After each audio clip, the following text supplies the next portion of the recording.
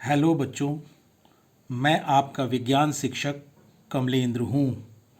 आज हम लोग कक्षा 9 विज्ञान एनसीईआरटी के अध्याय 2 क्या हमारे आसपास के पदार्थ शुद्ध हैं के अभ्यास की प्रश्न संख्या 1, जो कि आपकी किताब में पेज संख्या 30 व 31 पर है, के हल को समझने का प्रयास करेंगे।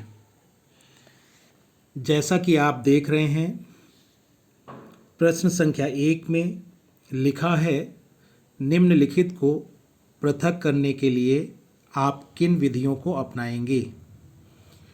तो यहाँ पर निम्नलिखित से अर्थ यह है कि नीचे कुछ मिश्रण दिए गए हैं, जिनमें से उनके घटक या अवयवों को पृथक करने की विधियों के बारे में जानकारी पूछी गई है। इसमें ए पार्ट में आप देख रहे हैं, ए भाग में लिखा है, सोडियम क्लोराइड को जल के विलयन से पृथक करने में हम पृथक्करण की किस विधि का प्रयोग करेंगे। तो आप जानते हैं, आपने कक्षा में पढ़ा भी है कि हम समुद्री जल से नमक को कैसे प्राप्त करते हैं। हम वाष्पीकरण की विधि के द्वारा समुद्री जल से नमक को प्राप्त करते हैं। इसके बारे में हम लोगों ने पढ़ा था।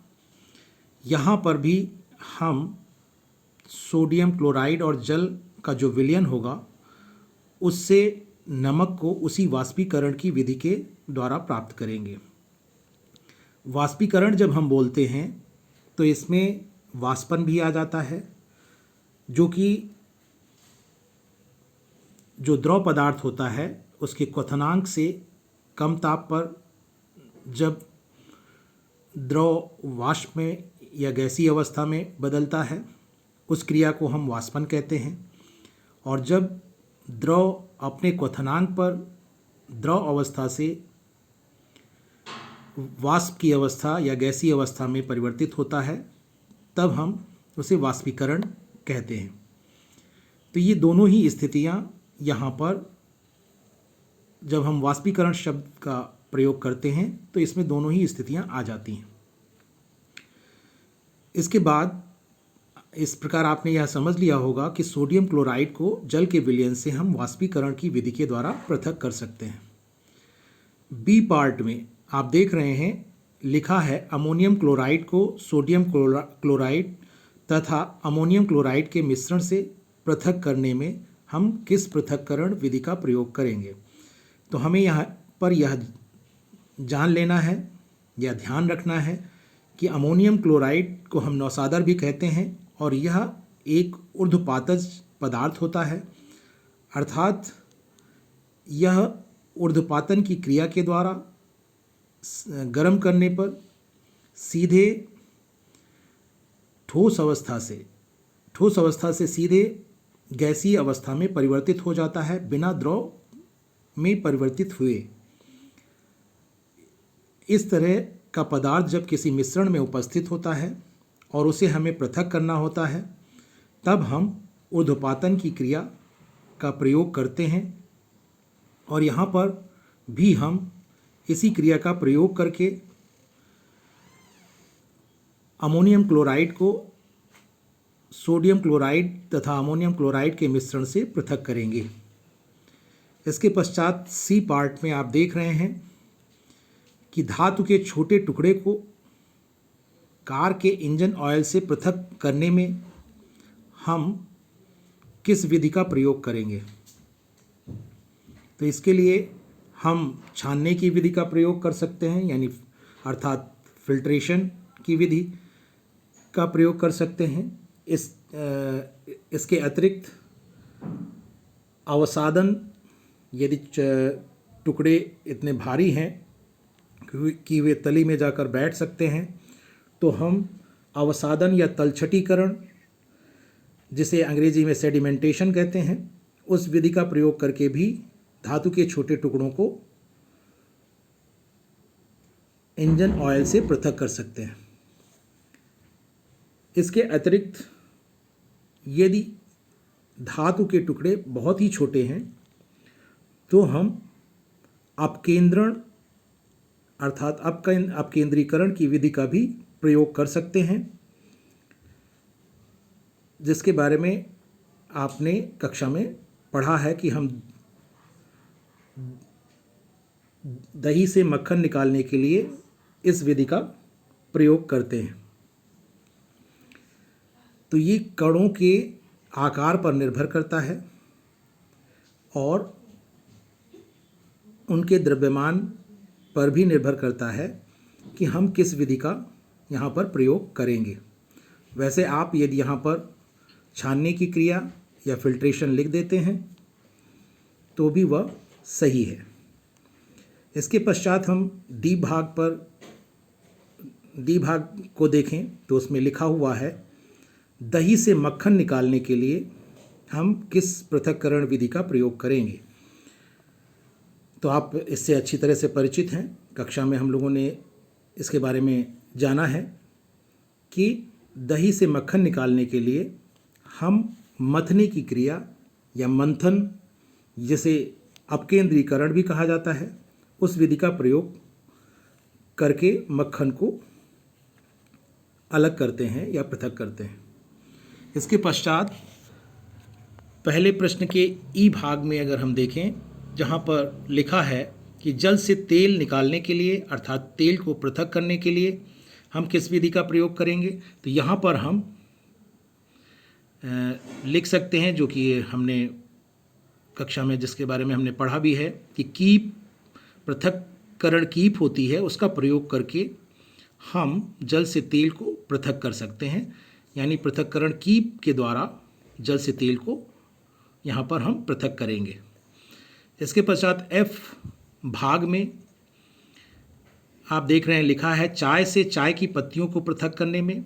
आप घर में देखते हैं आपकी मम्मी चाय जब बनाती हैं तो चाय की पत्तियों का जो अवशेष होता है उसे पृथक करने के लिए वो छन्नी का प्रयोग करती हैं या छलनी का प्रयोग करती हैं, और वो जो क्रिया होती है छानने की, उसे हम छानने की क्रिया या अंग्रेज़ी में फिल्ट्रेशन कहते हैं, उसका प्रयोग करते हैं। तो यदि चाय से हमें चाय की पत्तियों को पृथक करना है तो हमें छानने की क्रिया या फिल्ट्रेशन का प्रयोग करना होगा। इसके पश्चात जी भाग में यदि हम देखें तो लिखा हुआ है बालू से लोहे की पिनों को पृथक करने में हम किस पृथक्करण विधि का प्रयोग करेंगे। तो बालू में यदि लोहे की पिनें मिली हुई हैं तो इसके लिए मैं आपको एक थोड़ा सा ऐसा उदाहरण देना चाहता हूँ जो आप लोगों ने आसपास देखा होगा कि जो कूड़े के ढेर से बच्चे या बड़े सफाई करने वाले होते हैं, उसमें वे लोग एक डंडा लिए रहते हैं जिसमें निचले सिरे पर, डंडे के निचले सिरे पर चुंबक लगा रहता है, और उस चुंबक को वो कूड़े के ढेर में घुमाते हैं, और उससे होता क्या है कि उसमें जो भी लोहे की बनी चीज़ें होती हैं वो डंडे से चिपक जाती हैं, क्योंकि आप जानते हैं कि चुंबक लोहे को आकर्षित करता है, और इस प्रकार लोहे की पिन या लोहे की कोई भी वस्तु अगर कूड़े में होती है तो वो डंडे में चिपक जाती है, और इस प्रकार वो उसे अलग कर लेते हैं। तो सफाई करने वालों को आपने इस प्रकार डंडे का प्रयोग करते हुए देखा होगा। तो वहाँ पर हम चुंबकीकरण या चुंबकीय